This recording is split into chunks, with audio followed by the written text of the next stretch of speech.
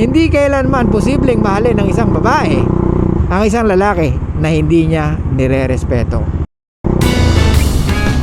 Hey! What's up guys? Gutom na ako.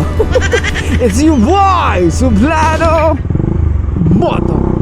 Okay, for tonight's vlog, let's talk about love and respect. Since meron nag-message sa atin or nag-DM sa atin, ang tanong niya is, paano daw ba maintindihan ang love and respect? Since yun ang madalas niyang marinig sa mga kababaihan. At ang tanong niya, totoo ba na mas gusto nating mga lalaki na nire-respeto tayo? Kasi that's the equivalent of love for us. Yes! Correct! We want respect more than love. Because pag ang babae nire-respeto tayo, ibig sabihin, mahal nila tayo. So ganito guys, tandaan nyo, it is not possible for women to love a man if she doesn't respect the guy or the man. Ulitin ko, hindi kailanman posibleng mahalin ng isang babae ang isang lalaki na hindi niya nire-respeto. Pero ang lalaki, kaya niyang mahalin ang babae kahit hindi niya nire-respeto. Ulitin ko, baka mamaya matrigger na naman yung mga kababaihan dyan. Ha? Ano sinasabi mo? No! You need to respect us!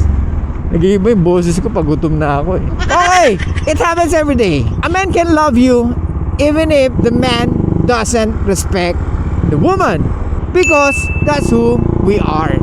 Kaya nga, a man can still love you the same way. Pwede pang lumalim ang nararamdaman niya kahit na sabihin mo pa marami siyang nakilalang babae. Ulitin ko, even if your man sleep around, your man can still love you the same way as before. Compare sa babae, hindi niya kayang mahalin ang lalaki na hindi niya kayang erespeto. Punta tayo sa nabasa kong comment kanina. So, her girlfriend cheated on him. At pinatawad niya at hanggang ngayon sila pa. Every time she asked the girl kung nakaka-message niya pa rin yung lalaki, hindi daw umaamin. Of course bro, ba't aamin yan? Kaya nga ito lang sasabihin ko sa'yo bro, kahit humingi ng tawad yan at papatawarin mo at i-continue mo ang relationship nyo, wala rin mangyayari because you are not respected. Okay? Hindi ka niya nire-respeto. Kaya niya nga ginawa yun, kaya nga siya nag-cheat, is because she doesn't respect you. And the respect is sa ating mga lalaki, respect is equivalent to love. Correct?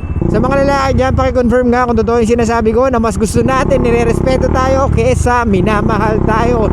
Because respect is equivalent to love. Okay? Kaya ladies, yung 50-50 equal relationship doesn't make any sense. Kasi unang-una magkaibang hinahanap natin. Kaya ladies, pag kayo nasa in a relationship na, kailangan nyong i-follow kung ano ang sinasabi sa inyo ng boyfriend nyo, kung mahalaga sa inyo ang relationship nyo. Kasi kung hindi, you are just wasting your time. Pero tandaan mo, at the end of the day, ikaw ang talo. Because pwedeng mawala yung positive emotionality na hinahanap mo sa isang lalaki. Natanging siya lang yung nakakapagbigay sa'yo. Kaya nga kung ako sa'yo, sa mga babae dito na nakikinig sa atin, learn how to follow your man.